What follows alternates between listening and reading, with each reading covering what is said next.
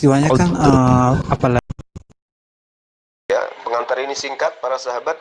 Mantep TV sudah standby. Di like, di subscribe, di share sebanyak mungkin untuk supaya mencegah sahabat-sahabat kita di luar sana tidak terpengaruh terhadap pemurtadan.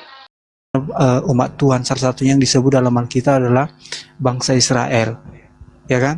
Nah, Iya. melalui bangsa Israel inilah kita mengetahui bagaimana peristiwa awal mulanya penciptaan langit dan bumi dan segala isinya, dan begitu juga misalnya Musa mengeluarkan bangsa Israel dari Mesir, begitu juga Daniel ya yang dimasukkan ke dalam gua singa. Jadi melalui sejarah-sejarah itu dan begitu seterusnya perjalanan Israel ini sampai sehingga lahirlah yang namanya melalui keyakinan kami Yesus.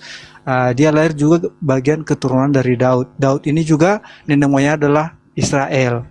Gitu. Jadi berkaitan semua. Melalui cerita itulah kita bisa mengetahui bahwasanya itu perjanjian lama itu bukan hanya berkaitan, bukan hanya berfungsi hanya kepada bangsa Israel, tetapi itu termasuk sejarah dunia. Sejarah misalnya peristiwa itu, tanpa misalnya kita ketahui sejarah itu, kita tidak bisa mengetahui melalui tentang Alkitab ini tadi. Nah, Iya, baik. tadi, Kalau Oke. saya juga menjadikan buku ini sebagai referensi keilmuan. Saya juga membaca ini. Memang ada sejarah ditulis di dalam, sejarah terkait dengan nabi-nabi, ya. Memang saya pun mengakui itu. Tetapi ketika saya membaca buku ini, ternyata kitab ini hanya untuk orang Yahudi saja. Hukum-hukum yang ada di dalamnya, ketetapan-ketetapan yang ada di dalamnya, itu hanya berlaku bagi Bani Israel. Misalnya di dalam Ulangan 33 nomor 4, bahwa hukum yang datang kepada Musa itu adalah milik kepunyaan Bani Yakub. Berarti ya punya Bani Yakub aja ini. Tapi kalau kita katakan pingin kita baca, boleh baca saja. Tapi tidak bisa mengatakan bahwa ini kitab adalah milik saya, diwahyukan dari langit untuk saya. Karena dia diwahyukan dari langit hanya untuk Bani Israel tok. Sementara kita bukan Bani Israel. Makanya berarti, muncul gimana? Dari yang abang dari cara penyampaian ini, sebenarnya abang itu yang diselamatkan hanya orang Israel gitu loh. Jadi artinya gini, ketika memberikan misalnya mujizat, salah satunya terjadi di Mesir waktu keluar bangsa Israel itu dari Mesir. Di situ artinya dia menunjukkan kepada dunia bahwasanya Allah yang benar itu adalah Allah dari bangsa Israel. Disitulah menunjukkan artinya melalui Tuhan Israel ini itulah salah satunya jalan keselamatan. Berarti kalau hanya untuk Israel aja ini untuk berlaku, berarti dia nggak berfungsi untuk suku-suku yang lain atau bangsa-bangsa yang lain. Disitulah kita lihat melalui peristiwa-peristiwa itulah tadi kita bisa meyakini bahwasanya Tuhan Israel itulah yang harus kita sembah dan kita pertahankan gitu, karena melalui Tuhan Israel itulah bisa ada keselamatan gitu. Salah satunya tadi waktu bangsa Israel keluar dari tanah Mesir itu bisa berapa itu tulah ke-10 itu bisa dia memberikan mujizat itu, dan itu tidak bisa kita bahkan pun mungkin bukan hanya Kristen yang bisa belajar peristiwa itu, mungkin kita juga yang kita di Muslim juga belajar hal peristiwa seperti itu. Jadi karena kami sebagai Kristen meyakini dan percaya melalui tadi peristiwa-peristiwa itu, dan berkaitan juga dengan dengan Yesus ini lahirnya juga di dalam tengah-tengah bangsa Israel, suku Israel. Dan kedatangan Yesus ini bukan hanya berlaku untuk bangsa Israel, berlaku juga untuk seluruh bumi, karena di dalam di dalam Matius 28 ya ayat 19 kalau nggak salah itu dikatakan jadikanlah bangsa muridku. Artinya bangsa itu bukan hanya bangsa Israel, seluruh bangsa yang ada di muka bumi ini artinya harus diselamatkan. Bukan hanya satu golongan gitu. Jadi untuk diselamatkan itu bukan hanya satu golongan, Tuhan itu bukan hanya Tuhan untuk satu golongan gitu, tapi Tuhan untuk seluruh umat manusia. Cuman keselamatan itu atau pemberitaan wahyu itu kepada satu suku yang namanya tadi Israel. Baik, Anda punya Bible di situ? Iya, punya Pak. Silakan dibuka Mazmur 147. Mazmur 47 Bang ya. 147. Bentar Bang ya. Silakan. Mazmur 147 Bang ya. Siap. Oke. Ayat berapa Bang? Ayat kedua dari yang terakhir. 19. Ayat 19 ya. Ya, coba. Oke. Ia memberitakan firman-Nya kepada Yakub, ketetapan-ketetapannya dan hukum-hukumnya kepada Israel. Oke. Lanjutnya, data selanjutnya. Ia tidak berbuat demikian kepada segala bangsa, dan hukum-hukumnya tidak mereka kenal. Haleluya. Oke. Apa yang Anda tanggap di situ? Apakah Yang saya hukum tangkap di apakah hukum yang Tuhan berikan kepada Yakub, aturan-aturan kepada Israel, diberikan kepada bangsa di luar Israel? Oh, di sini kan apanya itu situasinya gini Bang. Situasinya ini yang menerima yang menerima tentang kepercayaan kepada Allah atau kepada Tuhan pada saat itu adalah hanya orang Israel.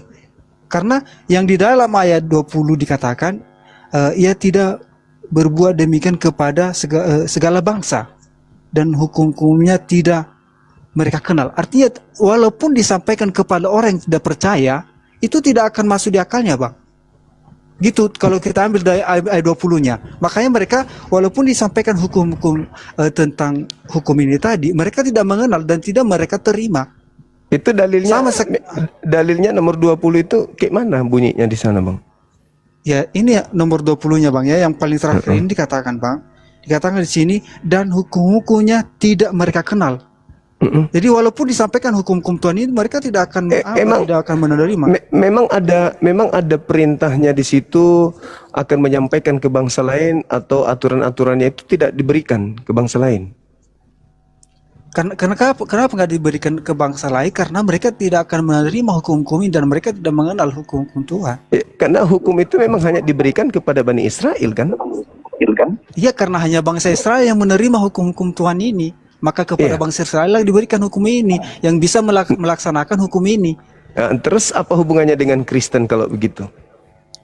Hah? Apa hubungannya dengan Kristen? Oke. Apa hubungannya dengan Kristen? Iya. Kristen ini kutanya dulu sama abang. Abang kan mungkin Kristen ini apa artinya Kristen? Pengikut Kristus. Oke. Jadi waktu datang Yesus ke dunia ini apa yang diajarkan? Yang diajarkan Yesus kepada Bani Israel adalah Injil, bukan Taurat. Injil ya? Oke. Tolong dulu Bang, dibuka dulu Matius apa Bang? Matius 28. Matius 5 ayat 17 Bang. Matius 5 nomor 17. Ayat 17. Iya. Apakah di situ Yesus mengatakan bahwa dia diutus untuk seluruh bangsa? Gini maksudnya Bang, karena biar supaya tahu kita dulu Bang, biar supaya tahu kita kan tujuannya kenapa apa itu. Ini bukan masalah untuk bangsa Bang. Karena yang diajarkan Yesus masalahnya kan untuk keselamatan. Masalahnya Yesusnya yang mengatakan kalau dia itu hanya untuk Israel. Dia tidak pernah mengatakan aku diutus untuk bangsa lain. Ini bukan masalah diutus Bang, ini masalah ajarannya gitu. Iya, tadi kan abang bilang kan Kristen itu adalah mengikut Kristus. Berarti apa yang disampaikan Yesus itu berarti kita ikuti dong. Kan begitu. Nah sekarang di mana Itu Yesus mengajarkan? Oke. Sekarang di mana Yesus mengajarkan? Ke gereja aja dulu.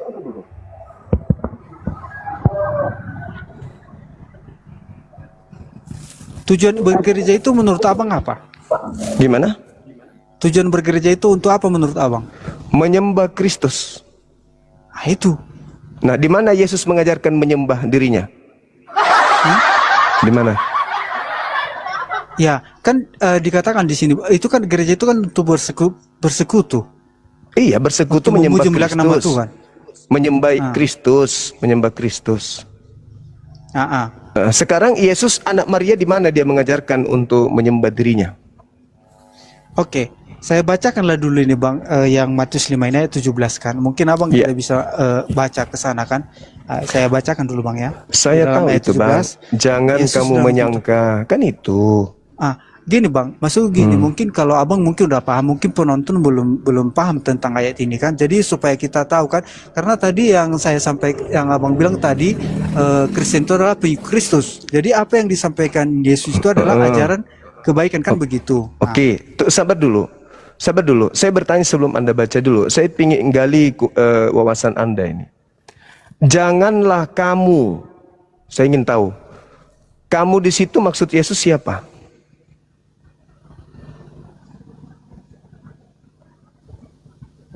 Kalau di room Bang apa ya Bang ya Bang Yusuf nggak pernah di mute saya. Kalau di sini di mute, jadi nggak enak gitu diskusi kalau di mute Bang. Coba saya ulang lagi pertanyaannya. Janganlah kamu di situ siapa yang dimaksud Yesus? Hah? Siapa? Kepada apa? Kepada pengikutnya atau kepada bangsa Israel pada saat itu? Israel. Yesus tidak pernah berbicara kepada non-Israel. Sementara kalian bukan Israel. Jadi ketika Yesus berbicara kepada orang Israel, kalian jangan merasa dong. Kalian ini siapa rupanya? Kalian hanya mengklaim pengikut. Tetapi kan Yesus sudah memberikan data, aku akan mengusir orang-orang yang memakai namaku. Yang datang nyamar seperti mengaku pengikutku tapi bukan. Sama ini Matius 5 nomor 17. Jangan kau mengira, jangan kamu menyangka aku datang meniadakan hukum Taurat. Aku datang bukan untuk meniadakan. Nah, sedangkan di Kristen diajarkan tidak ada keselamatan kalau masih mengharapkan kebenaran dari hukum Taurat. Orang Kristen lanjut. tidak ada keselamatan kalau dia masih mengharap kebenaran dari hukum Taurat. Sedangkan Yesus beda. Dia datang bukan untuk meniadakan, tapi untuk melengkapi.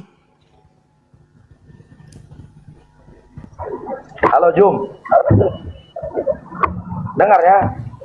Kedengaran? Iya. Capek kau Jum, konsili sudah sampai lebih 20 kali. Lebih dari sini pertanyaan. Ya udah kalau gitu mana jawabannya? Apa hubungannya Taurat dengan kalian Kristen? Enggak ada gunanya kau tanya itu. Kalau tidak ada jawabannya berarti kalian mencuri kitabnya orang. Konsili, oh jangan kau bilang mencuri. Ya kalau bukan hakmu kamu pakai, mencuri namanya itu Bang. Loh, salah kau Jum. Lah coba buktikan legalitasnya. Anda gunakan kitabnya Yahudi di mana? Pada saat itu, Pada saat mana? Silakan. konsili tahun ini enggak ingat aku. Dengar. Umat Katolik. Katolik lagi. Hukum Taurat dulu, abangku. Ini dulu. Di sini ada nggak tertulis hukum-hukum ini ada untuk bangsa lain? Di mana? Di kitabnya orang Yahudi. Di kitabnya orang Yahudi. Iya. Kenapa? Ada nggak tertulis di sini bahwa dia mau Tuhannya Yahudi berfirman untuk disampaikan kepada bangsa lain selain Yahudi? Ada nggak? Kalau di Taurat tadi memang tidak. Tidak. Maka muncul pertanyaan kenapa ada di Kristen? Dengar. Tapi kalau di Injil ada. Iya, Injil maksud Anda itu yang ditulis oleh orang-orang yang Anda tidak kenal sendiri kan? Bukan itu. Hukum Taurat. Ini Taurat yang dimaksud Bang, bukan buku-buku yang muncul belakangan. Taurat. Yang kita maksud, yang saya maksud ini Taurat. Kenapa juga maksud? Yang saya maksud Taurat Bang. Macam suaramu. Taurat. Kenapa? Kenapa ada di agama Anda itu loh? Kalau tidak ada Taurat di agama Kristen, jadi perjanjian baru tidak ada gunanya. Nah memang itulah makanya kita cari apa alasannya Kristen menggunakan kitabnya Yahudi. Itu loh yang kita cari. alasannya begini. Di perjanjian lama semua nubuatan. Di perjanjian baru digenapi. Jum, dengar, Jum. Oh, cuma kayak gitu lah kau enggak. Dengar dulu. Di perjanjian lama dinubuatkan ya lahir dari, dengar dulu kakak garuk kepala, aku nggak suka kayak gitu. Kamu mentafsirkan kitabnya orang. Tunjukkan dulu dalilnya di mana di kitabnya Torah ini bahwa ini Itu diwahyukan tadi. untuk bangsa lain. Itu dulu. Siapa bilang bahwasannya nggak ada untuk bangsa lain? Mana tunjukkan dalilnya? Kan tadi saya sudah menunjukkan. Kan sudah digenapi di perjanjian baru. Apa hubungannya digenapi? Nggak ada hubungannya. Kitab Ini dengar Juma. Pada saat Yesus Kristus mau naik ke surga, bahwasannya Injil ini harus di Injil yang mana? Injil yang mana? Injil yang mana yang Yesus perintahkan? Ini. yang kami akui. Yang ini. Ya, Di mana Yesus menyebut buku Lukas, buku Markus, Galatia, Filipi di mana? maksudnya gini loh, dengar dulu. Pada saat Yesus mau naik ke surga, beritakanlah ke seluruh bumi, ke ujung dunia, Apa yang harus diberitakan? Injil tersebut. Injil yang mana? Injil yang kau pegang. Lah, di mana? Ini ditulis tahun berapa? Tahun berapa ini ada ini buku ini? Lukas tahun berapa? Lukas tahun berapa nulis? Tahun 62. Terus? Nah, Yesus berkata tahun berapa? Yesus berkata tahun berapa? Iya. Itu kan sejarahnya. Iya. Iya. Beritakanlah Injil yang mana? Kok larinya Injil yang belum ada mau diberitakan? Jom. Lah, nggak nyambung kan? Iya, nggak nyambung kan? Iyalah, nggak nyambung pasti. Karena kau yang buat nggak nyambung. Lah, saya bertanya, pada zaman Yesus memberitakan Injil, tidak ada Yesus memberitakan buku-buku yang kalian imani itu. Itu baru muncul belakangan di tengah-tengah orang Roma. Begini loh, Jom, dengar. Pada saat Yesus berbicara, kan dikatakan Injil ini harus disebarkan.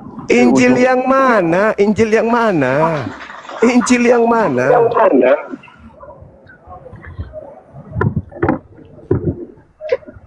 Perkataan-perkataan Yesus tersebut. Nah, kalau perkataan Yesus bukan buku ini.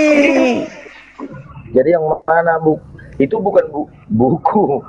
Iya, firman ini kan dibukukan nanti di atas tahun 60-an.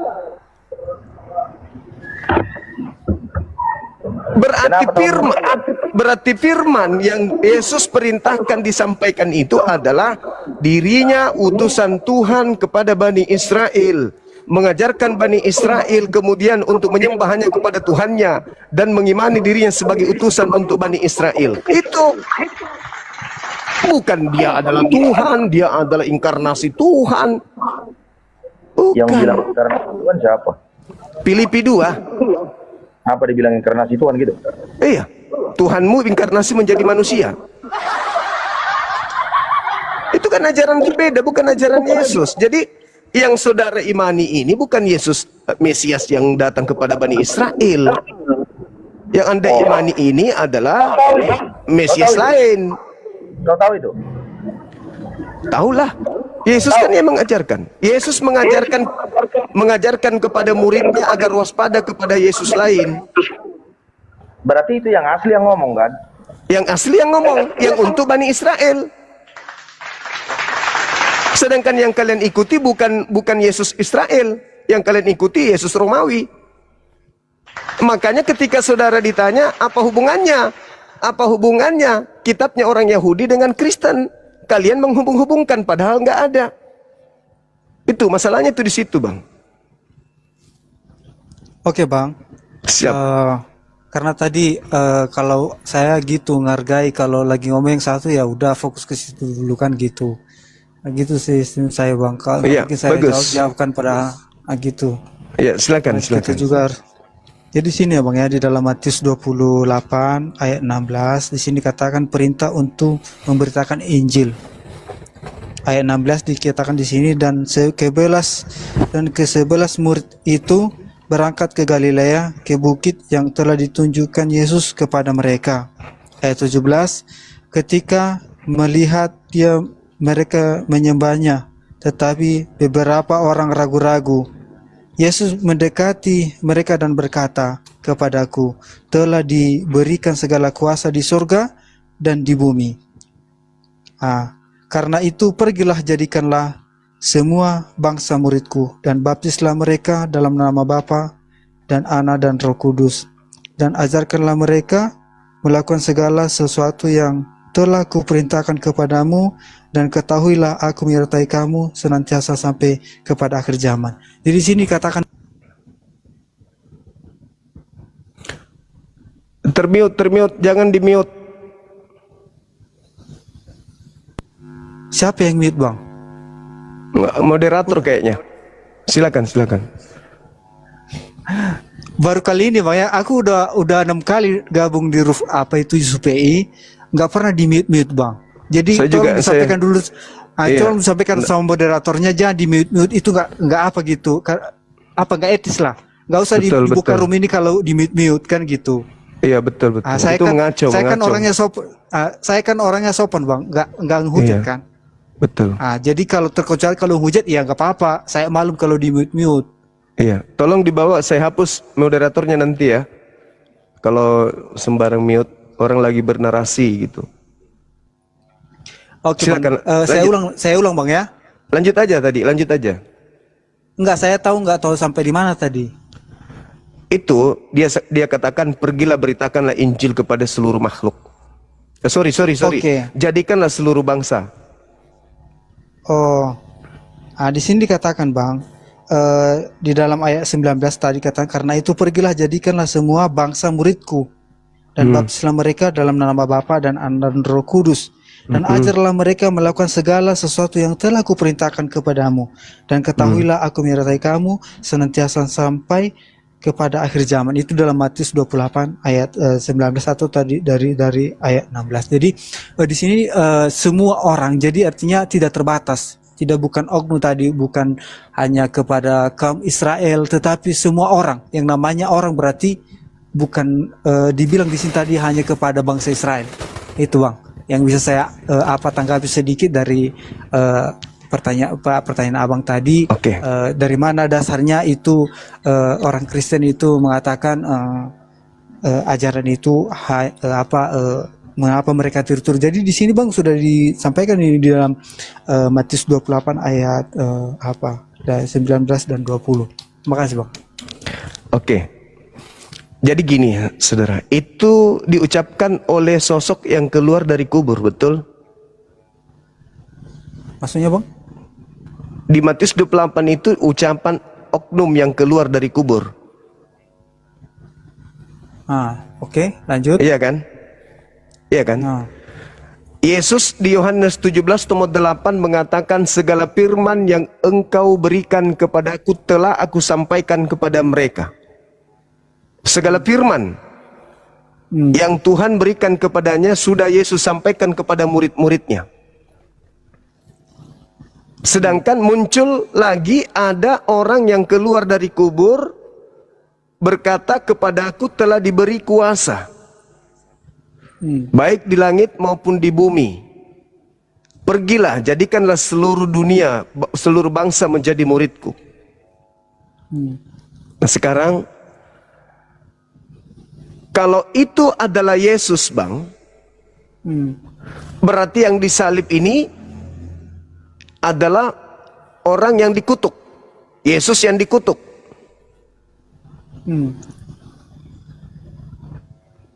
Oke. Pernah juga tadi saya dengar itu tadi pas live Ustaz Yusuf PI Bang ya, dikatakan di situ bahwasanya apa itu salib terkutuk. Maksudnya gini Bang, karena disampaikan juga upah dosa itu adalah maut. Kata Kalau siapa? yang tergantung yang Kata Paulus kan bang? nah, upah dosa adalah maut. Jadi Iya. artinya tanpa kematian tidak ada keselamatan. Nah, Berarti Yesus harus mati. Hah? Berarti Yesus harus mati supaya kita selamat. Karena itulah apanya Bang, karena untuk menebus atau sejarah bangsa Israel itu waktu mereka menuju tanah Kanaan atau dari Mesir itu mereka harus memotong domba untuk penghapusan dosa. Nah, sebenarnya Binatang domba kan, yang Bang? iya. Nah, Kenapa binatang. jadi manusia Nah, jadi kalau di Kristen? kenapa jadi manusia? Karena yang dipotong domba di bangsa Israel itu hanya berlaku untuk satu orang. Contohnya dipotong domba, tetapi darah anak domba itu adalah berlaku untuk atau berfungsi untuk semua orang. Makanya setelah mati Yesus di kayu salib, bait suci tadi di mana bangsa Israel itu memotong domba itu untuk penghapusan dosa itu terbelah dua. Artinya tidak berlaku lagi. Tapi kalau di Bani Israel kan dilarang mereka membunuh manusia sebagai korban. Tidak boleh. Iya. Nah, Benar itu. terus kenapa Kristen kok jadi penebus dosanya justru manusia? Karena yang dilakukan bangsa Israel itu sebelumnya itu adalah hanya lambang untuk penyelamatan. Kata siapa itu bang? Hah? Kata siapa bahwa itu hanya lambang? Karena jikalau bangsa Israel itu waktu mereka keluar dari Mesir itu mereka tidak memotong domba untuk penghapusan dosa, mereka akan binasa. Karena waktu mereka keluar dari Mesir itu kalau pada siang hari mereka ditutup dengan tiang awan, kalau pada malam hari tiang api, artinya mereka bersama-sama dengan Tuhan. Jadi kalau mereka tidak menguduskan diri mereka di hadapan Tuhan pada saat mereka menjalani dari Mesir menuju tanah Kanaan, mereka akan binasa. Nah, jadi artinya karena seandainya Yesus tidak datang ke dunia, satu pun orang tidak ada kesempatan untuk diselamatkan karena mereka selalu berbuat dosa.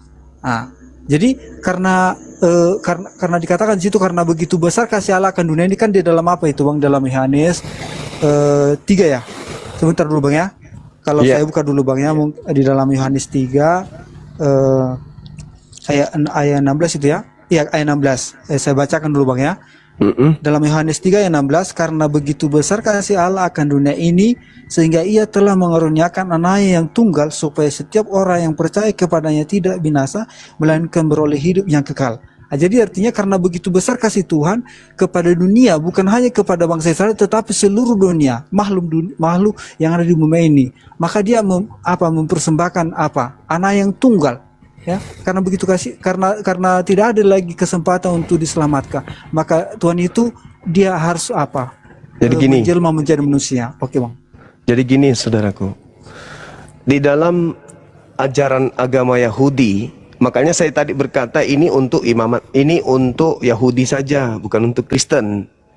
Di sini Bang, di dalam kitab imamat, apabila yang berdosa itu adalah adalah hamba sahaya atau Yahudi yang tidak strata hidupnya rendah, maka mereka diperintahkan kemudian mengorbankan kambing. Kalau imam, domba. Kalau seluruh Israel, maka mereka diwajibkan mempersembahkan lembu. Imamat 4, nomor 13, nomor 14 dan seterusnya. Tidak ada di dalam ajaran Yahudi, kalau seluruh orang Yahudi berdosa, maka potong orang. Nggak ada Bang. Seluruh orang Yahudi yang berdosa, maka korban yang harus dipersembahkan adalah Imamat 4 nomor 14, lembu. Lembu jantan. Harus mereka persembahkan untuk seluruh orang Israel. Bagaimana korban di luar Israel? Tidak ada di kitab ini. Malah ada di dalam kitab ini Imamat 18 nomor 21, jangan kau mempersembahkan anak manusia kepada dewa Molok, karena aku Tuhan, aku sendiri Tuhan yang akan membinasakan mereka yang mempersembahkan manusia kepada dewa Molok. Jadi tidak ada dalam konsep Yahudi mempersembahkan manusia, apalagi Tuhan. Imamat 1 nomor 2, katakanlah kepada orang Israel, apabila mereka hendak mempersembahkan kurban penebus dosa kepada Tuhan, hendaklah mereka mempersembahkan domba, kambing, sapi, lembu. 4. Nah, dari mana dasarnya hukum-hukum itu yang datang kepada Bani Israel itu berubah menjadi orang yang harus korban? Makanya saya bertanya tadi, ketika saudara berkata bahwa yang keluar dari kubur itulah yang berkata kepadaku telah diberi kuasa. Saya katakan bang, bahwa yang disalib itu bukan Yesus manusia anak orang. Bukan Yesus anak Maria yang disalib. Tapi yang disalib itu adalah orang yang dikutuk oleh Tuhannya Yahudi. Oke bang. Silakan. Bisa saya jawab bang ya? Silakan. Memang kalau kita bawa dengan yang abang sampaikan itu bisa diterima bahwasanya tidak akan mungkin manusia dikorbankan untuk penghapusan dosa, kan begitu kan? Hanya dari sejarah Israel tidak pernah mereka korbankan. Bahkan Abraham ketika dia mau menyembelih Isa untuk dikorbankan kepada Tuhan, maka Tuhan menyediakan domba, kan begitu ya bang ya? Diganti, iya. Diganti dengan domba. Itulah apanya bang. Karena kalau hanya itu dilakukan hanya kepada bangsa Israel untuk pemberian domba, itu berarti hanya bangsa Israel yang diselamatkan. Tetapi melalui Yesus bang, melalui Yesus artinya bukan hanya bangsa Israel yang diselamatkan, tapi seluruh umat manusia, ya, seluruh umat manusia. Yesus mengaku, aku diutus hanya kepada domba yang sesat dari umat Israel. Dia tidak pernah mengaku diutus untuk seluruh dunia. Ya, dari sini kita lihat tadi bang, dari Matius 28 tadi. Itulah yang saya katakan saudaraku, itu Yesus lain. Kenapa? Karena dari mana kita tahu dia Mesana lain bang? Karena ini kan disampaikan kepada murid-muridnya. Itu saya ulang lagi buka ya bang. Ini dikatakan loh bang, di dalam apa ini, di dalam apa tadi, Matius 20 apa tadi? Matius 28. Saya kembali ke situ bang supaya lebih apa kita. Di dalam Matius 28 ini, dalam apa ini, di dalam ayat 16 ini dikatakan bang ya. Perintah untuk memberitakan Injil, itu judulnya bang ya. Dan 11 murid. Berarti salah satu murid yang menulis di sini melalui Matius ya kan, Petrus ya kan, Lukas. Jadi ada di sini katanya disampaikan kepada kita 11 murid Yesus ya. Dan 11 murid itu berangkat ke Galilea, ke bukit yang telah ditunjukkan Yesus kepada mereka. Ayat 17, ketika melihat mereka menyembahnya, tetapi beberapa orang ragu-ragu, Yesus mendekati mereka dan berkata, kepadaku telah diberikan segala kuasa di sorga dan di bumi. Nah, jadi di sini kita sudah memberikan kepada kita jawaban sebagaimana tadi yang abang bilang itu tadi, beda Yesus yang mati atau yang bangkit. Nah, di sini kita lihat berarti ini yang bangkit ini Yesus ini di antara yang mati. Dia katakan di sini murid-muridnya gitu loh. Bukan Yesus itu bang. Saya jelaskan sama saudara ya. Ketika Yesus berbicara di dalam Matius 24 nomor 24 nomor 4 nomor 5, orang-orang murid-muridnya datang ke Bukit Zaitun. Guru, apa tanda kedatanganmu? Yesus menjawab, waspadalah kepada penyesat yang datang kepadamu dengan memakai namaku dan berkata, akulah dia, akulah Kristus. Jangan kamu percaya. Mereka akan menyesatkan banyak orang. Nah, Yesusnya mengatakan akan datang penyesat memakai nama dia.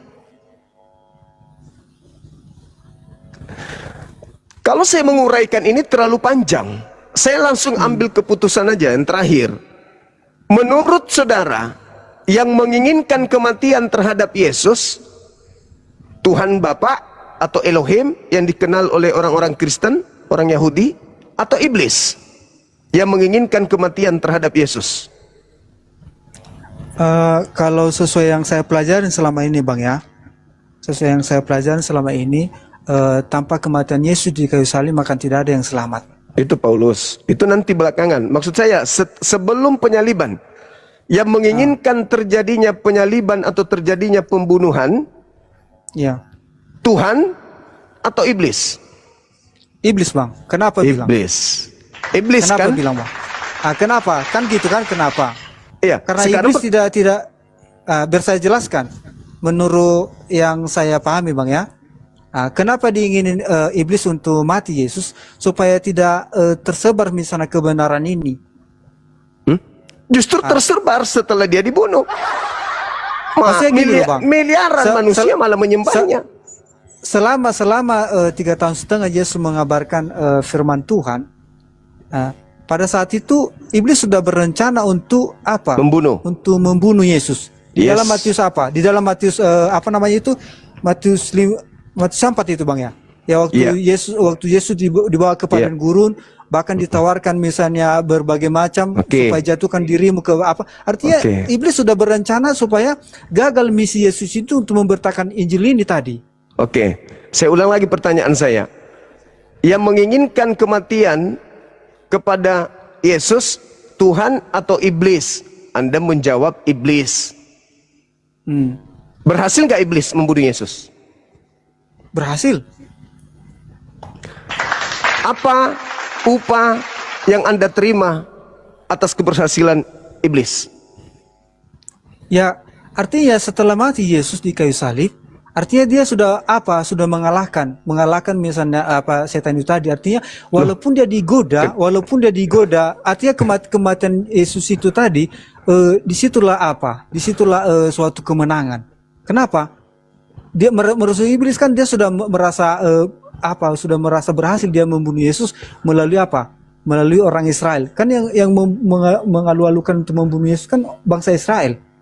Kenapa? Kenapa dia lalukan untuk membunuh dia? Karena pada saat itu pemimpin agama di Israel itu mereka tidak mengingini Yesus ini dia yang paling top, ya kan? Kalau kita lihat misalnya di dalam Alkitab, ya, di dalam waktu Yesus memberikan makan 5.000 orang, ya, pada saat itu banyak pengikut Yesus ini yang percaya kepada Yesus itu bahwasanya dia membawa jalan kebenaran gitu. Artinya banyak akan yang mau diselamatkan. Pada saat itu ahli-ahli Taurat ini atau orang-orang Farisi yang misalnya berusaha untuk apa? Untuk menjatuhkan Yesus ini, misi Yesus ini, karena mereka tidak akan didengarkan lagi gitu loh. Pada saat lagi Yesus memberikan ilustrasi kepada mereka, kalau kalian tidak dilahirkan kembali seperti apa, kalian tidak akan masuk surga. Masa datang misalnya orang-orang ahli Taurat mengatakan bagaimana bisa dilahirkan kembali? Artinya di situ termasuk adalah baptisan. Jadi misi Yesus itu adalah bagaimana supaya lebih banyak lagi yang mendengar firman Tuhan. Tapi iblis berusaha, tetapi walaupun Yesus sudah mati, berhasil tadi iblis untuk menghasut manusia pada saat itu adalah orang Israel. Dia sudah memenangkan apa itu tadi. Bagaimana dia memenangkan itu? Pada saat dia disiksa di kayu salib, ya, pada saat disiksa di kayu salib, dia tidak melakukan dosa. Iblis ini berusaha supaya Yesus ini berdosa supaya gagal misinya untuk menyelamatkan manusia. Ya, jadi gini ya, Bangku. Siapa yang menginginkan kematian terhadap Yesus? Iblis. Berhasil nggak iblis membunuh Yesus? Berhasil. Dari kerja iblis ini, apa yang Anda terima dari hasil kerja iblis membunuh Yesus? Keselamatan. Berarti iblis bagi Anda ini apa? Penjahat atau pahlawan? Ya, tetap dia penjahat. Penjahat yang memberikan keselamatan kepada Anda. Tadi kan pertanyaan abang tadi kan siapa yang merencanakan apa? Merencanakan membunuh Yesus. Siapa yang Apakah Tuhan menginginkan? atau iblis? Siapa yang menginginkan? Anda mengatakan iblis. Iya. Karena iblis berhasil. Berhasil. Apa yang Anda dapatkan dari hasil kerja iblis yang begitu bagus untuk Anda? Tujuannya bukan ke situ, Bang. Lah, tujuannya Andanya yang bukan masalah tujuan, Anda yang saya tanya. Apa yang Anda dapatkan dari cara kerja, dari keberhasilan iblis ini membunuh Yesus? Apa yang Anda dapatkan? Yang kita dapatkan. Kristen dapatkan apa?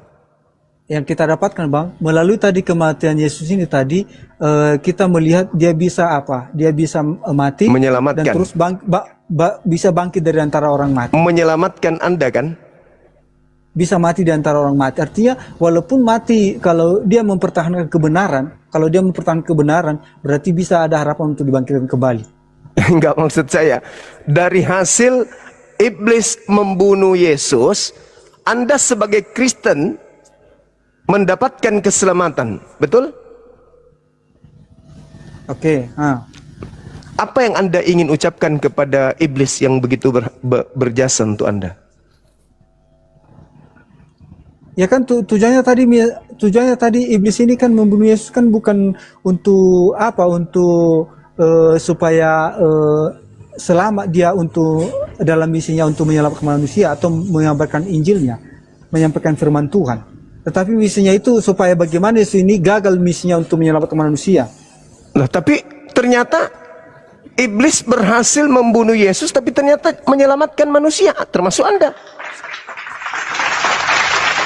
Dia berhasil dalam arti dia berhasil untuk mengagalkan misi Yesus, tetapi kenyataannya tidak. Misi Yesus itu kan Anda sendiri mengatakan sudah dinubuatkan, bahkan Tauratnya orang Yahudi Anda bawa-bawa.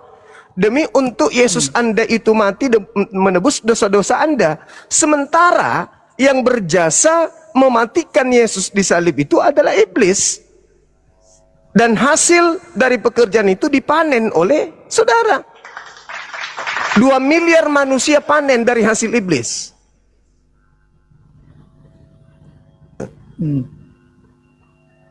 Anda sadar di situ?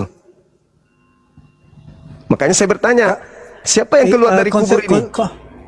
Konsepnya itu, cara penyampaian abang itu bisa diterima dan bisa juga dibantah. Maksudnya gini. Sebelum Anda bantah, sabar dulu.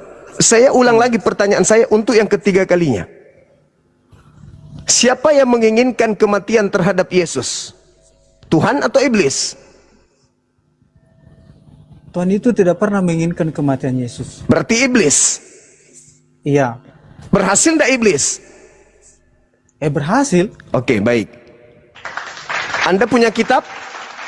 Silakan Anda bacakan kepada saya Yohanes 14 nomor 30. Yohanes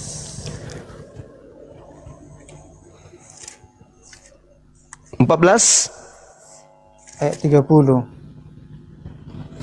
Oke. Tidak banyak lagi aku berkata-kata dengan kamu, sebab penguasa dunia ini datang dan ia tidak berkuasa sedikit pun atas diriku. Oke. Apa kata Yesus terkait iblis? Berkuasa atau tidak berkuasa? Tidak berkuasa. Berhasil tidak iblis menguasai Yesus dibunuh? Maksudnya gini loh Bang ya. Yang saya maksud tadi, berhasil iblis membunuh Yesus tapi lewat manusia. Bukan berarti iblis itu langsung dia membunuh Yesus, bukan. Ya, berarti apa bedanya? Apa bedanya? Iblis yang merasuki Yudas, ujung-ujungnya apa? Berhasil. Sementara Yesus mengatakan, aku yang memilih engkau yang 12 dan satu di antaramu iblis, yaitu Yudas. Yohanes 6 nomor 70. Berhasil gak iblis? Berhasil. Nah, sementara Yesus mengatakan, iblis sedikit pun tidak berkuasa atas diriku. Berarti yang dibunuh oleh iblis di atas salib ini siapa? Ayo, maksudnya Bang. Bukan, maksudnya di sini kalau saya ambil Bang, pengertiannya di dalam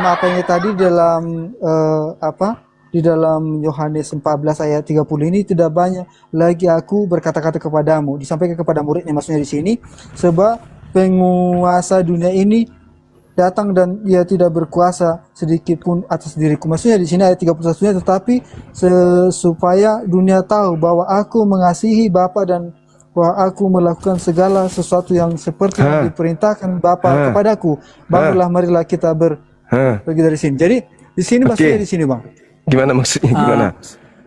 Iblis tadi ini tidak berkuasa kan? Nggak berkuasa. Oke. Tapi dia berhasil untuk menghasut manusia. Berarti Yesus kalah. Ya, kita tanya dulu. Atas dasar apa misalnya Yesus berkuasa, dia menguasai umat manusia pada saat itu? Yesus siapa? Yesus mengatakan, aku tidak dapat berbuat apa-apa dari diriku. seperti ini dulu contohnya Bang ya. Seperti ini dulu contohnya. Iya. Tuhan Yesus tidak bisa mengintervensi abang. Contohnya. Iya. Tuhan Yesus tidak bisa mengintervensi abang, tetapi iblis bisa menggoda abang untuk menjatuhkan Yesus. Seperti itu kira-kiranya Bang. Nah, sekarang iblis datang melalui Yudas. Nah, itu. Berhasil enggak? Apa bisa Yesus mengintervensi si Yudas untuk mengapa dia mengagalkan itu? Saudaraku, Yesus itu ahli di dalam membuat orang sembuh, orang yang kerasukan setan. Ya, Nah, betul. kenapa giliran Yudas nggak bisa? Ya, itu kan nggak bisa dia mengintervensi. Makanya aku bilang tadi, Loh, Tuhan itu kan memberikan pilihan. Yesus mengatakan iblis sedikit pun tidak berkuasa atas diriku. Ya atas dirinya, tetapi atas diri apanya orang lain, mana mungkin bisa dia bisa dicegahnya gitu. Berarti bohong kalau begitu. Buktinya iblis bisa berkuasa atas dirinya dengan menggunakan Yudas. Bohong berarti. Ya. Pada kesempatan yang sama sebelumnya juga Bang, waktu Yesus misalnya dibawa ke padang guru untuk dicobai kan tuh iblis tidak berkuasa, tidak bisa. Itu aja nggak berhasil. Mengendalikan. Itu aja berarti. Dengan kata lain, Yesus kalah siasat. Dia mengatakan tidak berkuasa sedikit pun atas diriku. Tapi ternyata berhasil. Atau jangan-jangan yang digantung ini bukan Yesus. Yesus asli sudah terangkat. Iblis tidak berhasil. Enggak juga Bang. Dari Matius 28 tadi kita mengetahui bahwasanya. Tunggu dulu. Yesus kan berkata, waspadalah kepada penyesat yang datang kepadamu dengan memakai namaku. Tetapi di sini disampaikan kepada muridnya. Muridnya yang kan Yesus mengatakan 11 lagi. Yesus mengatakan sebab Yesus palsu yang akan datang banyak melakukan tanda yang dahsyat dan mukjizat sekiranya mungkin menyesatkan murid-murid pilihan juga. Matius 24 nomor 24. Makanya Yesus mengatakan waspadalah, waspadalah. Bangunlah, jangan kau tidur. Berdoalah supaya kau jangan jatuh dalam percobaan. Itu kata Yesus selalu kepada muridnya. Berjaga-jagalah, berdoalah denganku. Jangan kau tidur. Jangan sampai kau jatuh. Jangan sampai kau jatuh. Itu kata Yesus. Nah, kalau dia katakan Yesus, penyesat itu datang akan menyesatkan orang pilihan juga. Lantas Anda mengatakan murid-muridnya itu tergoda. Berarti betul nubuatannya. Penyesat itu datang memakai nama Yesus dan berkata, akulah Kristus. Itu akan menyesatkan orang-orang pilihan juga. Ya, tetapi kan yang di dalam Matius 28 ini tadi Bang, dia mengatakan kepada muridnya perintah yang pernah ku sampaikan kepada kamu. Nah sekarang oke. Nah, artinya di situ kan lanjut. Nah, di sini tadi saya ulangi lagi dong Bang ya, biar supaya lebih apa nomor 20 yang di dalam nomor 20 tadi. Dan ajarlah mereka melakukan segala sesuatu telah kuperintahkan kepadamu. Artinya apa firman Tuhan yang disampaikan kepada muridnya sebelumnya waktu dia masih hidup atau sebelum dia disalibkan. Berarti kan itu yang diikuti, yang diajarkan oleh murid-muridnya kepada dunia, semua orang. Baik saudaraku, saya mau uji Anda ini masih bisa sembuh atau Anda tidak bisa sembuh. Matius yang Anda baca 28 nomor 20. Dan ajarlah mereka melakukan segala sesuatu yang telah aku ajarkan kepadamu. Betul ya? Betul ya? Oke. Sekarang mana ajaran Yesus untuk mengganti Sabat menjadi Minggu? Maksudnya Bang? Kan mengajarkan. Kalau yang mengajarkan ada, kalau yang memerintahkan dalam Matius 28 ini, nomor 20 ini adalah Yesus yang mengajar. Ya toh? Anda paham kan? Ya. Berarti murid-muridnya akan mengajarkan kemudian orang lain, dunia lain, sama seperti Yesus ajarkan kepada Bani Israel, kepada mereka. Betul? Yesus mengajarkan ibadah Minggu atau ibadah Sabtu yang asli. Kalau saya kebetulan saya perkenalkan juga Bang ya, saya Kristen tapi Kristen apa? Advent. Iya, tahu. Makanya saya tanya. Dia mengajarkan Sabtu atau Minggu? Sabtu Bang. Sabtu. Lalu yang mengajarkan teman-teman kita ibadah Minggu siapa? Ya karena mereka meyakini karena Yesus bangkit pada hari Minggu, maka itu yang di apa? Enggak, tadi Anda membaca, kawan. Saudaraku, tadi Anda yang mengatakan, ajarlah mereka melakukan segala sesuatu yang kuperintahkan kepadamu. Betul? Iya, betul. Ada nggak perintah Yesus ibadah Minggu? Enggak ada. Enggak ada. Oke. Ada nggak perintah Yesus untuk kemudian menyembah dirinya? Gimana, Bang? Ada nggak perintah Yesus untuk menyembah kepada dirinya? Kepada dirinya. Kalau sampai ke situ masih belum ada saya pelajarin, Bang. Tetapi Nggak ada. menurut saya, tapi Nggak ada. menurut saya, Bang, artinya ketika kita meyakini Yesus itu adalah yang sebagai penebus kita, ya berarti dia juga berkaitan dengan Allah Bapa. Karena di dalam apa juga di dalam tadi yang pernah Abang buka tadi Yohanes 14 ya. Yohanes 14 dikatakan di sini di dalam Yohanes 14 ayat 8 bisa saya baca, Bang, ya? Boleh. Oke. Kata Filipus kepadanya, "Tuhan, tunjukkanlah Bapa itu kepada kami. Itu sudah cukup bagi kami." Kata Yesus kepada mereka, kepadanya, "Telah sekian lama aku bersama-sama dengan kamu, Filipus, namun engkau tidak mengenal aku. Barang siapa telah melihat aku, ia telah melihat Bapa. Bagaimana engkau berkata, tunjukkan Bapa itu kepada kami?" Artinya di sini berarti ketika sudah melihat Yesus berarti sudah melihat Bapa, artinya sudah melihat Allah. Berarti membunuh Yesus.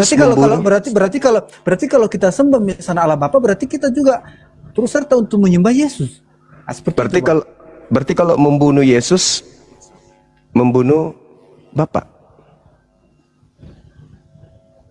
Ya kan karena Yesus kan menjelma menjadi manusia. Karena dia mengambil rupa manusia. Itu ajaran dari mana Yesus? Di mana Yesus ajarkan itu? Ingat perintahnya. Ajarlah mereka melakukan segala sesuatu yang kuperintahkan kepadamu. Di mana Yesus memerintahkan muridnya mengajarkan kalau dia adalah inkarnasi dari Bapa? Ayo, Bang. Ayo kita lihat dulu, Bang, di dalam apa, Bang, di dalam Yohanes 1, Bang, ya. Di sini juga ada juga itu, Bang. Firman yang telah menjadi manusia. Ya kan? Itu firman, perkataan Tuhan. Tuhan yang menjadi manusia. Maksudnya Yesus. Maksudnya Tuhan menjadi manusia gitu. Firman Tuhan telah menjadi manusia. Firman Tuhan telah menjadi alam semesta. Kita bacalah dulu, Bang, supaya lebih apa kan? Silakan. Oke. Silakan. Di dalam apanya? Di dalam ayat 1-nya, pada mulanya Allah berfirman. Firman itu telah bersama-sama dengan Allah dan firman itu adalah Allah. Oke? Ayat 1.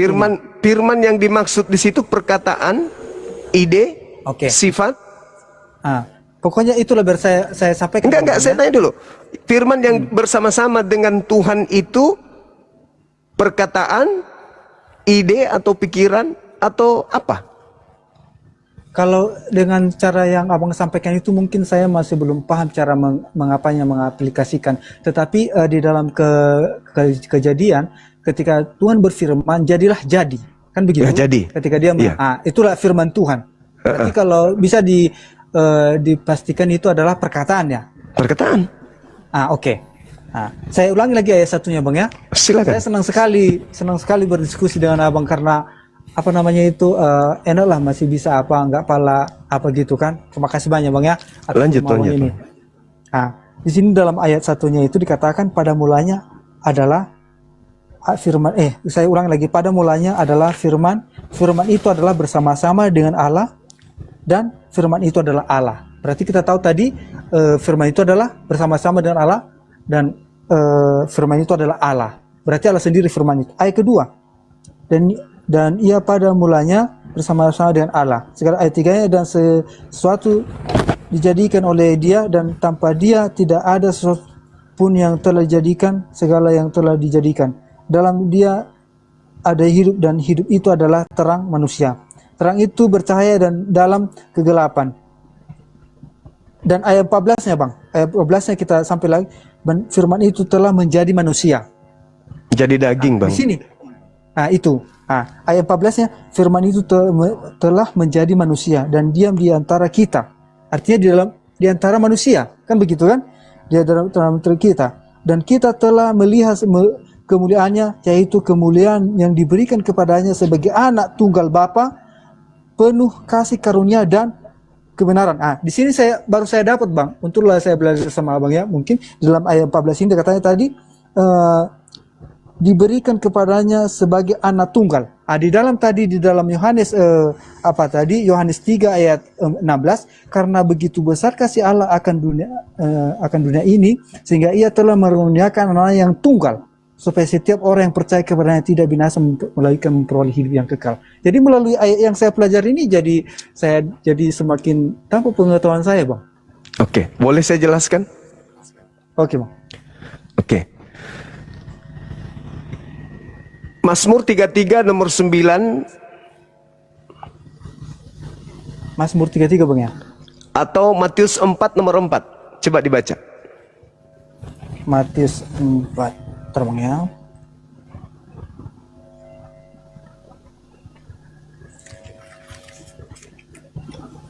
Matius 4 ayat 4. Tetapi Yesus menjawab, ayat tertulis, manusia hidup bukan dari roti saja, tetapi dari firman yang keluar dari mulut Allah. Oke. Jadi manusia ini hidup dari apa?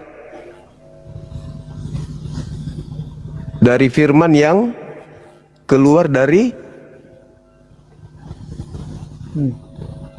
mulut Tuhan. Sekarang Yesus itu firman yang keluar dari mana? Ini kan pada saat, kalau kita ambil dalam ini kan pada saat dikatakan si pencoba di padang gurun. Ini pada saat iblis menawarkan kepada dia, jadikanlah batu itu menjadi roti. Ya. Tetapi apa kata Yesus kepada ular itu? Kata Yesus. Bukan. Yesus yang berkata kan, Iya, manusia hidup bukan dari roti saja, tapi dari setiap firman yang keluar dari mulut Tuhan. Kata Yesus kan? Oke. Berarti firman yang keluar dari mulut Tuhan kan? Iya, oke. Ada berapa firman yang keluar dari mulut Tuhan? Ya, setiap misalnya kan kita tahu tadi, Bang, setiap firman Tuhan yang disampaikan itu adalah Allah sendiri. Artinya firman Tuhan yang dia sampaikan kan mulai isi Alkitab ini semua. Nah, tadi Yohanes 1:14, dan firman itu telah menjadi daging. Oke. Apa masalahnya? Kenapa dia jadi Tuhan? Kan kita juga firman yang keluar dari mulut Tuhan jadi daging. Bedanya di mana? Ya kan ini masalah kehidupan tadi yang dimaksud ini di dalam apa tadi, Bang? Di dalam Matius 4 ayat 4 ini tadi. Tetapi Yesus menjawab, ada tertulis, manusia hidup bukan dari roti saja, tetapi dari setiap firman yang keluar dari mulut Allah. Artinya gini, yang dimaksud di sini, Bang, bukan kita memiliki kehidupan itu bukan hanya dari makanan badan kita aja, tetapi dari firman Tuhan juga kita memperoleh apa? Nah, bedanya dengan Yesus apa, Bang? Bedanya dengan Yesus apa? Bisa nggak Yesus hidup tanpa makan? Gimana maksudnya, Bang? Bisa nggak Yesus hidup tanpa makan? Ya nggak bisa, Bang. Nah, berarti Yesus dibalik. Namanya dibilang puasa, kalau dia begitu, kalau begitu Yesus kita karena balik. dia sudah mengambil rupa manusia. Ya, kalau begitu Yesus kita balik. Yesus hidup bukan dari firman saja, tetapi dari setiap roti yang datang dari Tuhan. Kita balik. Kalau kita hidup bukan hanya dari roti saja, tapi dari setiap firman yang keluar dari mulut Tuhan. Kita balik. Posisinya sama. Jadi kalau menurut Abang, Yesus itu sesuai dengan apa tadi, Bang? Yohanes Yohanes 1 itu ayat 14 itu gimana menurut ayat apa, Bang? Ayat 14 itu gimana menurut Abang? Jadi gini, apa kira-kira yang jadi manusia itu? Oke. Jadi Tuhan di dalam Yesaya 44 nomor 11. Enggak, bukan itu maksudku yang kutanyakan sama Abang. Ini Sabar. Supaya kita tahu cara kerja Tuhan dalam mengadakan sesuatu yang tadinya tidak ada menjadi ada. Boleh ya? Boleh. Oke. Bilang Abang. Yesaya 44 nomor Yesaya 44, Yesaya 55 nomor 11. Tuhan berfirman bahwa segala firman yang keluar dari mulutku tidak akan kembali kepadaku dengan sia-sia sebelum apa yang aku firmankan itu terjadi. Sebelum Maria hamil, ada nggak Tuhan berfirman? Ada nggak Tuhan menginginkan agar Maria hamil? Atau Maria hamil tiba-tiba saja tanpa firman Tuhan? Ya sebelum Maria hamil kan datang malaikat. Malaikat Itulah yang disebut firman. Pada mulanya firman diantar Gabriel sampai kepada Maria. Firman yang datang kepada Maria itu instruksi, keinginan, ide Tuhan agar Maria melahirkan seorang manusia bernama Yesus menjadi daging. Itulah. Nah, itulah Yesus. Bukan Tuhan turun ke bumi jadi manusia, tetapi firman Tuhan diantar oleh Gabriel pada bulan ke-6 kepada Maria. Maria, engkau hamil, lahirkan seorang manusia bernama Yesus. Itu firman. Makanya dalam Mazmur 33:9, Tuhan hanya memberi perintah maka semuanya ada. Tuhan memberi instruksi maka semuanya jadi. Innama amruhu idza arada syai'an ayyakula lahu kun fayakun. Tuhan menginginkan A, maka Tuhan mengatakan jadi. Tuhan menginginkan Adam lahir, tercipta tanpa ayah tanpa ibu, jadi. Menginginkan Hawa lahir, jadi tanpa ibu, jadi. Menginginkan Yesus lahir tanpa ayah, jadi. Itulah yang dimaksud tadi. Pada mulanya adalah firman. Segala sesuatu alam semesta ini pada mulanya adalah firman. Tidak ada yang tidak berasal dari firman. Kesalahan saudara Kristen adalah menganggap apa yang ada di dalam Yohanes 1 dari 1 sampai 14 ini adalah Tuhan yang turun. Itu filsafat Helenisme yang dianut oleh orang-orang Trimurti. Brahma turun ke bumi menjadi Krishna, setelah itu menjadi Siwa, Wisnu. Itu yang dianut, makanya Trinitas, Trimurti itu sama. Sedangkan Bang, yang Anda usung itu sebenarnya tidak ada yang salah dengan Yohanes 1 itu, nggak ada yang salah. Itu sudah betul. Oke Bang. Berarti bisa saya potong Bang ya? Silakan. Coba dulu jelaskan, kan Abang bilang tadi kan itu firmannya kan? Bukan perintahnya kira-kira seperti itu. Yes. Coba jelaskan dulu Abang yang tadi itu di dalam Yohanes 3 ayat apa? Ayat 16 ini. Oke. Kalau memang tidak berkaitan dengan Yesus. Oke, baik.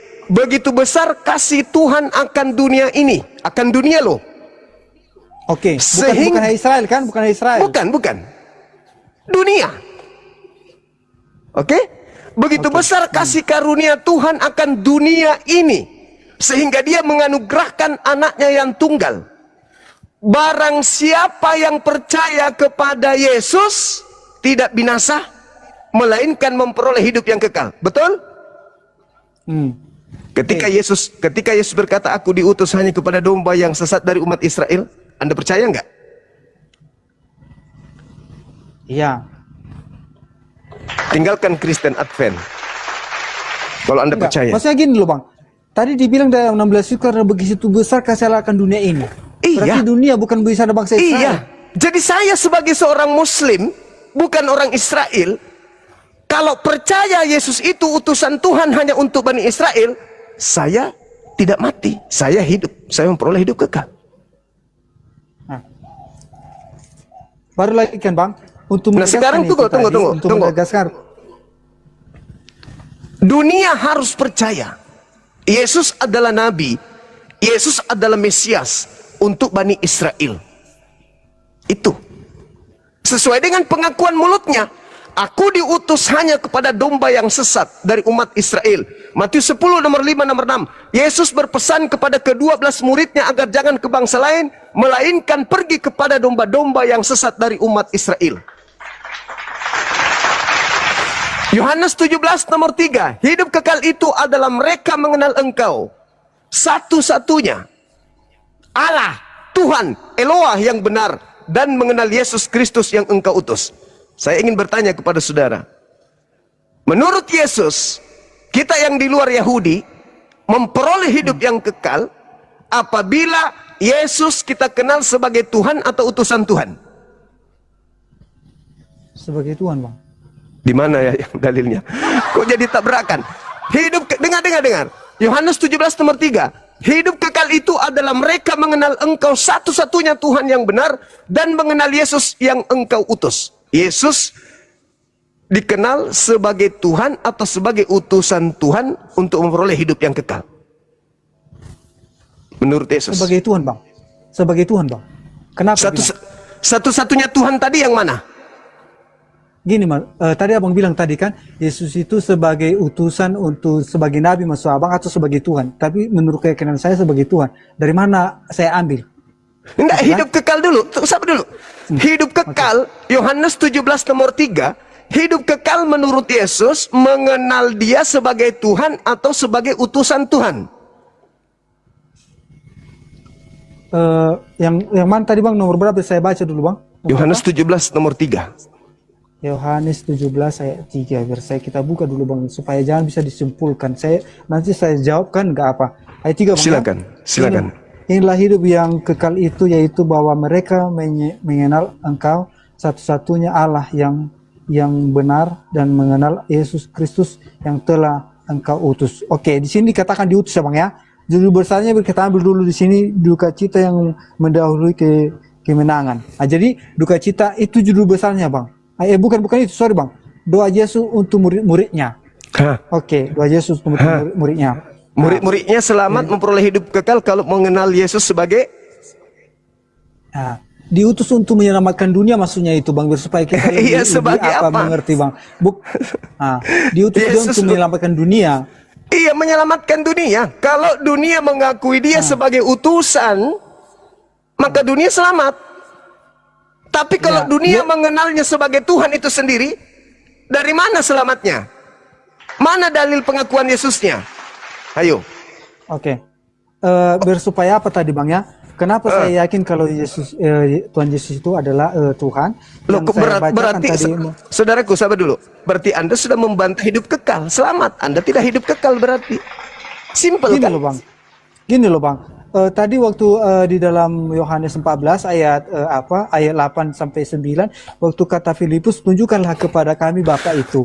Tapi tapi datang Yesus mengatakan, apabila engkau telah melihat aku, engkau telah melihat Bapa gitu. Jadi itu untuk memberikan keyakinan kepada saya pribadi. Ketika saya melihat Yesus, berarti sudah melihat Allah Bapa gitu. Sebagaimana firman Tuhan dikatakan dalam dalam Yohanes 14 ayat 8 dan 9 ini, Bang. Dengarkan saya. Menurut Yesus, Bapa yang mengutusnya itu bisa dilihat nggak? Bapa yang maksudnya Bapak yang mengutus Yesus itu bisa dilihat nggak? Nggak bisa. Berarti Filipus ini bodoh. Karena dia minta supaya Bapak itu diperlihatkan kepadanya. Nah, bukan begitu, Bang. Karena mereka kan untuk memperdalam misalnya pengetahuan. Oh, enggak. Bukan. Gini, Bang. Kenapa saya bilang tadi nggak bisa dilihat Allah yang mengutus atau Allah Bapa yang mengutus, sebagaimana Musa waktu dia mendapatkan hukum yang ke-10 atau mendapatkan hukum untuk perintah untuk mengeluarkan bangsa Israel.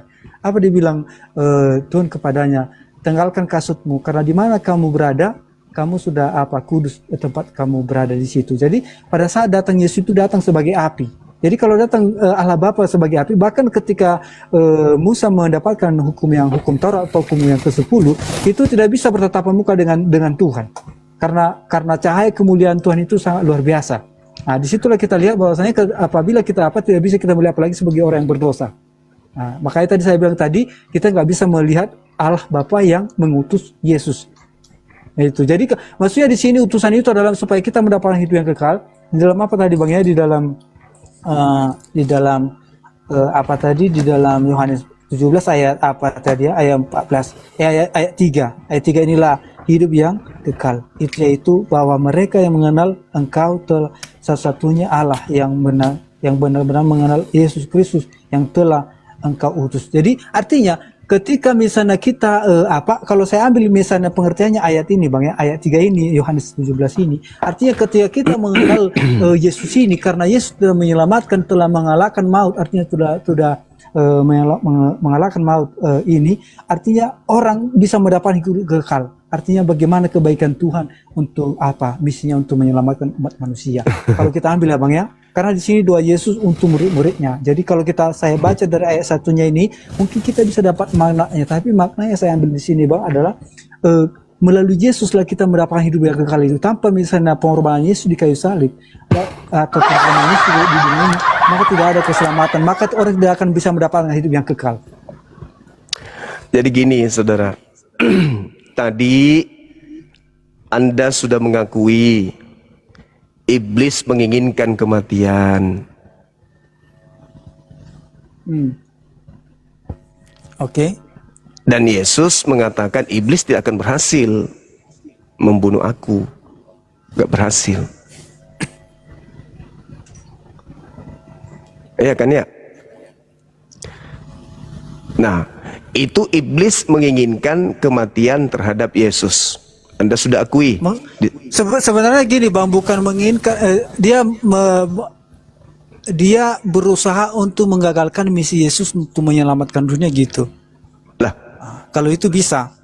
Bagaimana dia berusaha mengagalkan, bagaimana caranya untuk mengagalkan itu supaya ya ketika Yesus mengabarkan apa firman Tuhan ini kan banyak saja ahli-ahli Taurat bahkan orang Yahudi juga untuk. Menurut saudara, Yesus menyelamatkan manusia dengan cara apa? Ya dengan kematiannya di kayu salib. Siapa yang melancarkan tujuan itu? Yang membantu Yesus melancarkan aksi kematian itu? Ya, saya sudah tahu tujuan Abang. Maksudnya iblis apalah merencanakan gitu ya supaya bisa mati Yesus ini di kayu salib. Tadi Anda mengatakan iblis mau membatalkan. Yang saya lihat iblis melancarkan, bukan mau membatalkan, bukan mau menggagalkan. Iblis melancarkan. Betul? Kalau melancarkan untuk membunuh Yesus, tapi mengagalkan untuk misinya. Apa yang mau digagalkan iblis? Ya, tujuannya membunuh Yesus. Ketika Yesus kan untuk memberitakan firman Tuhan kan, atau memberikan mujizat-mujizatnya kan, iblis ini kan berusaha untuk untuk mencegal. Salah satunya lah pada saat misalnya memberikan persembahan di bait suci. Apa yang dikatakan ahli Taurat. Yang mana yang diberikan kepada kaisar waktu memberikan apa dibilang Yesus pada saat itu, apabila kau memberikan persembahan jauh lebih besar daripada janda ini persembahan, karena dia dari kekurangannya. Yesus tidak pernah gagal. Yesus tidak pernah gagal bermukjizat. Ya, kalau bermukjizat enggak pernah gagal. Nah, berarti iblis tidak pernah mengganggu. Ketika Yesus itu mengobati orang, membangkitkan orang, iblis tidak pernah mengganggu itu. Iblis betul-betul ingin membunuh Yesus. Dan kalau Kristen mengatakan Yesus menyelamatkan manusia dengan cara mati, berarti iblis membantu Kristen untuk selamat dengan cara membunuh Yesus. Kita udah sepakat di situ. Sekarang pertanyaan saya, ini edukasi untuk kita belajar. Sekarang Tuhan yang mengutus Yesus menginginkan Yesus mati atau tidak? Kalau iblis menginginkan, kalau Tuhan menginginkan atau tidak? Kalau itu nggak bisa saya jawab, Bang. Kalau Tuhan pun menginginkan kematian terhadap Yesus, berarti Tuhan dengan iblis sama aja. Keluaran 23 nomor 7 nomor 8. Di situ Tuhan berkata, jangan kau membunuh orang yang benar, jangan kau membunuh orang yang tidak bersalah. Itu maksudnya boleh nggak membunuh Yesus, Bang? Menurut Tuhan? Ya tidak. Nah, berarti Tuhan tidak mau Yesus meninggal, mati. Iblis mau. Kira-kira yang berkuasa yang mana, Bang? Tuhan atau iblis? Ya memang Tuhan sebenarnya yang berkuasa. Tapi di sini maksudnya, Bang, Oke. Di sini maksudnya, Bang, kenapa lewat kematian Yesus kita bisa diselamatkan? Artinya ketika Yesus mati di kayu salib lalu bangkit di antara orang mati, melalui kebangkitannya inilah dia menyampaikan ketika Yesus sudah bangkit, jadi dia menyampaikan kepada muridnya atau kepada pengikutnya, pada saya sudah sejahtera kutinggalkan kepadamu. Artinya dia memberikan pengharapan walaupun kita mati, apabila kita hidup dalam kebenaran, percaya kepada Yesus, ajaran Yesus, ya, maka kita bisa diselamatkan, bisa dibangkitkan apabila Yesus datang kali kedua. Saudaraku, ajaran yang Anda sampaikan itu ajaran yang memang mengenakkan di kuping. Ya memang itu kenyataannya, Bang. Firman Tuhan juga mengatakan kepada kita seperti itu. Jadi yang tadi itu nggak dianggap. Jangan kau membunuh orang yang benar, itu nggak usah. Itu bukan firman Tuhan. Yang firman Tuhan ajaran Paulus aja gitu. Ya, kalau kita lihat tadi kan, Bang, kalau kita lihat dari penyaliban Yesus ini kan, itu kan di baliknya semua itu kan seruan dari apa? Dari apa? Dari umat lah pada saat itu, dari betul. orang Israel. Salibkan. Jadi kalau menurut itu melanggar firman Tuhan enggak? Menurut pengertian Abang lah dulu, mengalami pengertian Abang itu yang mendorong manusia pada saat itu di sekitar itu yang mengatakan salibkan dia. Itu menurut pengertian Abang itu iblis atau Tuhan? Iblis. Berarti disitulah Abang mengerti bahwasanya iblis itulah apa? Berusaha untuk apa? Tetapi membunuh. Tuhan sebenarnya apa? Makanya dikatakan di dalam di dalam firman Tuhan. Berarti Tuhan kalah kan? Ayat berapa dikatakan situ, Bang? Apa dikatakan? Kalau bisa cawan ini lalui daripadaku, tetapi janganlah jadikan kehendakku, jadikanlah kehendakmu. Jadi artinya kehendak Bapak Yesus mau mati atau tidak? Dibiarkan Tuhanlah itu misalnya terjadi supaya misinya itu untuk menyelamatkan dunia itu tercapai. Karena kenapa? Kalau Tuhan Yesus tidak terjadi, misalnya kalau Tuhan Yesus misalnya tidak akan bukan berarti Tuhan itu langsung membunuh Tuhan Yesus, Allah Bapa itu bukan itu, tetapi dia misalnya ya karena dia sudah berusaha untuk menyampaikan misalnya mujizat, membagikan orang mati,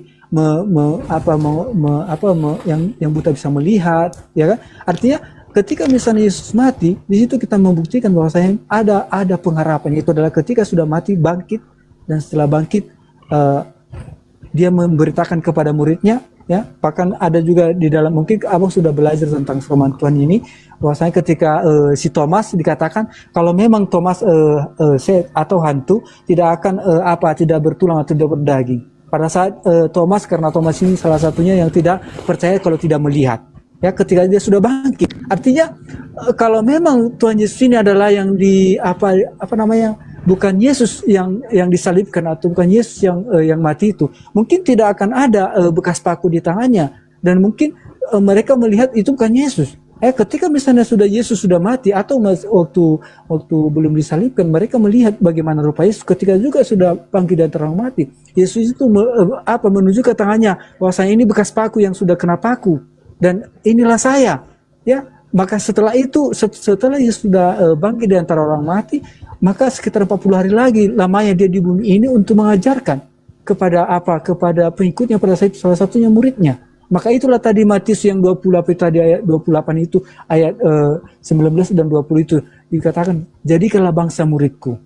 Ya, jadikan bangsa. Beritahu misalnya kepada yang di dalam tadi juga di dalam Yohanes 14 ya. Yohanes 3 ayat 16 dikatakan karena begitu besar kasar akan dunia ini. Jadi di situ kita bukan hanya enak mendengar, Bang, tapi ada ada kisahnya, ada ceritanya, ada tertulis dalam Alkitab, sehingga kita meyakinkan bahwasanya Yesus itu adalah salah satunya adalah pengharapan orang Kristen. Maksud saya, Bang. Terus Anda mau mengucapkan terima kasih kepada Tuhan atau kepada setan atas yang Anda harapkan ini sudah terkabul? Yang saya berterima kasih kepada Yesus, Bang. Bukan kepada Tuhan? Bukan kepada Tuhan yang di tempat Yesus berdoa? Ya, maksud begini, Bang, saya berterima kasih kepada Tuhan Yesus karena dia sudah berusaha, walaupun dia disiksa, disalibkan, tetapi dia tidak melakukan dosa. Artinya visi misinya untuk menyelamatkan dunia sudah berhasil. di kayu salib. Sudah berhasil dia bahkan bangkit di antara orang mati. Berarti iblis berhasil ya? Kalau iblis itu dia berhasil untuk apa? Membunuh Yesus, tapi dia berhasil untuk apa? Mencegah misi Yesus untuk menyelamatkan dunia. Loh, mana yang betul? Iblis punya pekerjaan berhasil menyelamatkan dunia. Enggak. Lah, Itu kok Anda itu kan kok Anda itu kan kok Anda menurut tafsiran Abang. Itu kan menurut tafsiran Abang. Yesus bisa nggak mati tanpa iblis? Yesus bisa mati tanpa iblis? Ya, mungkin tidak. Tidak bisa. Lalu yang pahlawan Anda di sini siapa? Yesus atau iblis? Yesus. Oh, nggak bisa. Tanpa iblis, Apanya? tanpa iblis tidak bisa. Gimana? Yesus mau bunuh diri? Ya, di situ artinya di situ lewat kematian Yesus bangkit karena dia bisa bangkit dari antara orang mati, itulah makanya aku bilang tadi itulah sebagai pahlawannya. Artinya dia kenapa dia menjadi pahlawan, karena dia tidak melakukan dosa pada saat dia disalibkan, pada saat dia disiksa. Terus menurut Tuhan sebagai pahlawan. Terus menurut Tuhan membunuh orang yang tidak berdosa itu baik atau jahat? Ya kan itulah kejahatan. Makanya disampaikan tadi artinya terkutuk orang yang disalibkan. Artinya sangat apa itu, sangat mengerikan orang yang disalibkan. Berarti Yesus ini dikutuk. Ya artinya penderitaan itu dia mau apa? Dia mau menderita seperti itu karena misinya untuk menyelamatkan dunia, Bang. Caranya menyelamatkan dunia dengan cara dibunuh. Dengan rela dia misalnya mati di kayu salib, Bang. Dia mau mengorbankan dirinya untuk mati di kayu salib untuk menyelamatkan dunia, termasuk Abang dan saya. Apa dia percaya? Enggak, saya enggak percaya karya iblis. Maaf. Sekarang begini. Di dalam pengakuan Yesus, Yohanes 10 nomor 18. Tidak ada yang sanggup kemudian untuk membunuh Yesus. Tidak ada. Dia mati kecuali dia menyerahkan nyawanya sendiri.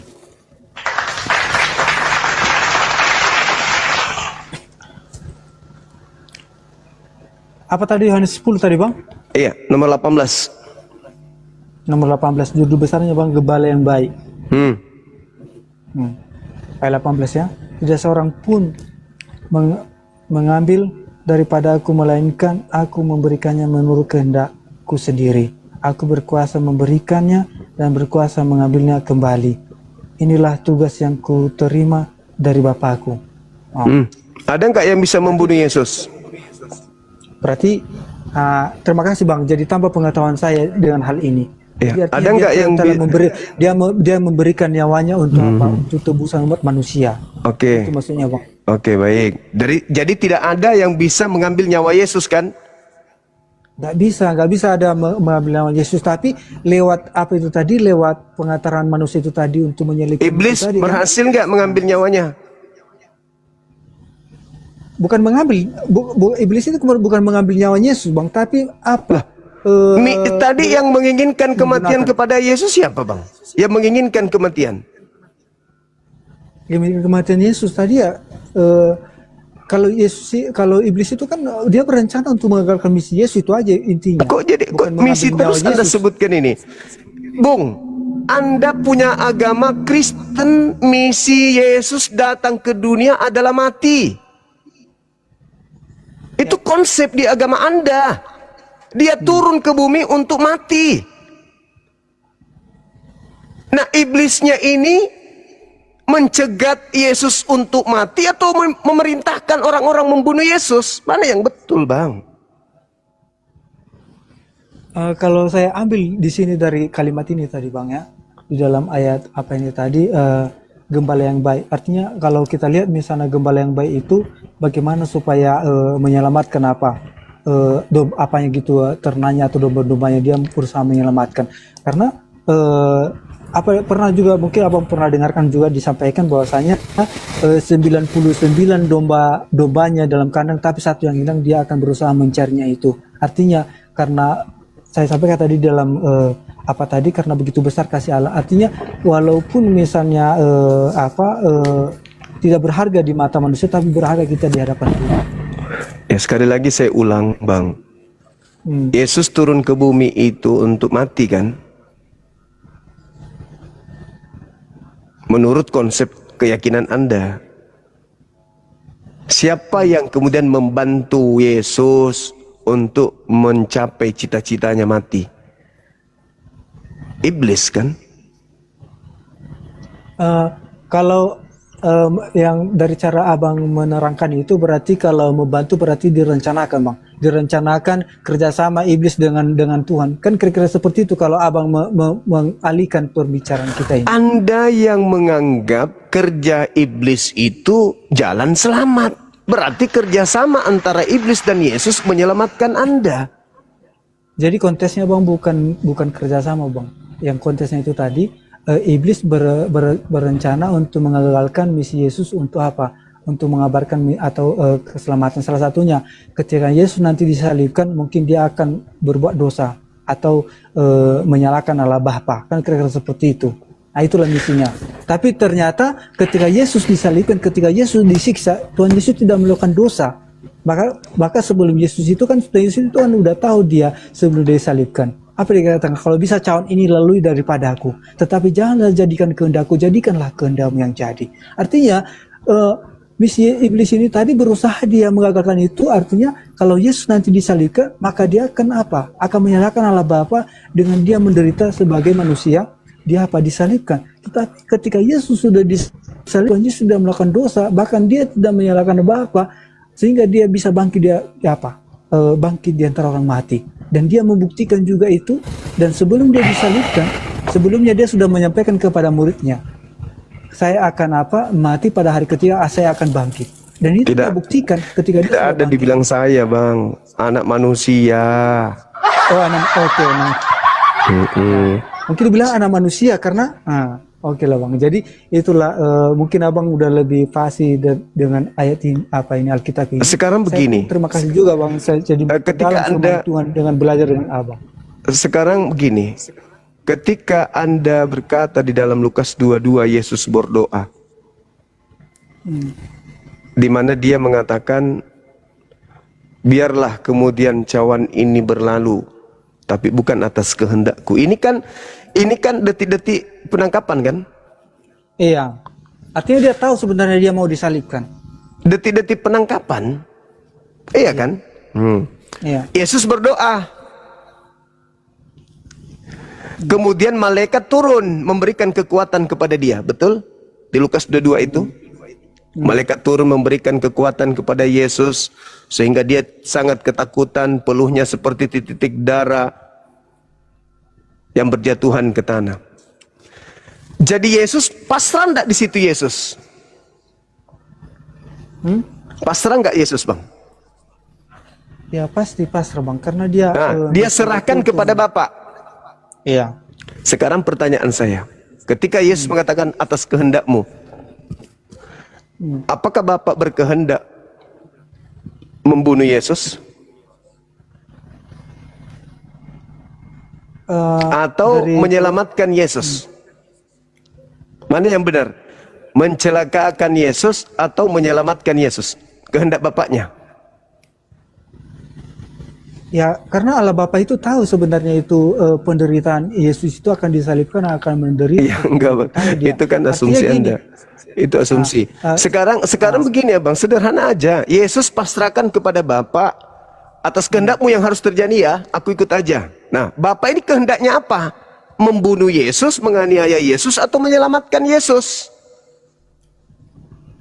Ya kan karena udah tahu tadi kita itu kan, Bang, di dalam sebenarnya dari jawaban yang abang pertanyakan itu kepada saya itu, yaitu tertulis dalam Yohanes apa itu tadi, Bang, Yohanes 3 ayat 16 itu tidak ada hubungannya dengan pembunuhan di situ, Abang.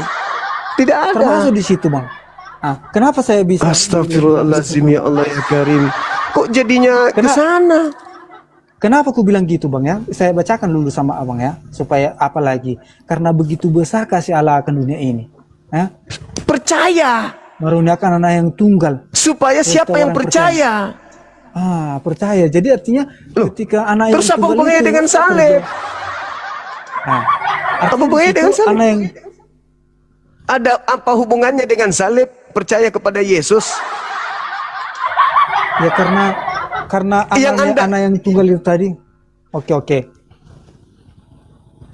Anda hanya modal ngeyel. Begini abangku, pencipta langit dan bumi itu menghendaki apa terhadap Yesus? Kematian atau keselamatan? Itu loh dulu. Kematian di kayu salib maksudnya gitu ya? Enggak, dia dimanapun, mati disengat listrik kek, mati digigit tawon kek. Tuhan ini menginginkan Yesus itu mati atau menginginkan Yesus selamat. Tuhan yang saya bilang. Kalau iblis kan tadi udah final. Iblis mau Yesus mati. Kalau Bapak gimana? Mau nggak Yesus mati? Ya, kan udah saya bilang tadi bang, Yesus itu tahu dia akan apa? Akan disalibkan. Bukan Maka Yesus. dia menyerahkan kepada Bapa. Bapaknya mau nggak Yesus itu mati atau bapaknya tidak mau Yesus mati? Kalau Bapak tidak mau Yesus mati, maka Bapak Maha Kuasa untuk menyelamatkan Yesus dengan cara apapun yang dia mau. Itu dulu, Bapak ini mau nggak Yesus ini mati? Kalau iblis mau, nah Bapak mau nggak? Ya Pak, yang kehendak Bapak itu tadi yang sempat yang abang bacakan di mana tadi yang abang apa itu tadi? Yang Keluaran 23, nomor 7, bukan. nomor 8. Bukan bang, tadi ada yang abang bilang tadi bahwasanya kehendakku sendiri menyerahkan apa yang dibilang Yesus. Kan ada tadi yang apa abang singgung itu. Sebenarnya Yohanes 10 kan? Yohanes 10 nomor 18 kan? Tidak ada yang bisa mengambil kecuali aku menyerahkannya sendiri. Kan itu begitu. berarti itulah jawabannya dari pertanyaan abang sebenarnya. Loh, Bapak yang kumaksud kehendakmu. Iya. Maksud daripada Yohanes 10 itu ketika dia berulang kali ingin pencobaan pembunuhan, kalian tidak berhasil. Tidak akan berhasil.